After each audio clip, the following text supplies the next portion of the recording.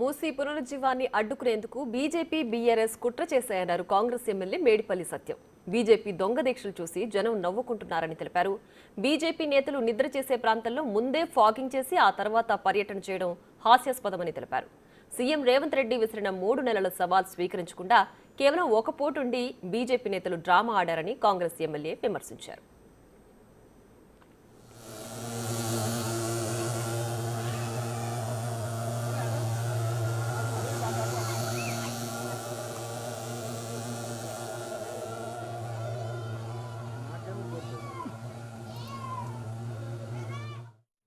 మూసీ పునరుజ్జీవం పేరుతోటి ముఖ్యమంత్రి రేవంత్ రెడ్డి గారు మూసీ ప్రక్షాళనకు శ్రీకారం చుడితే అడుగడుగున ఇటు బీజేపీ బీఆర్ఎస్ కుట్రలు అడ్డుకునే ప్రయత్నం చేస్తుంది.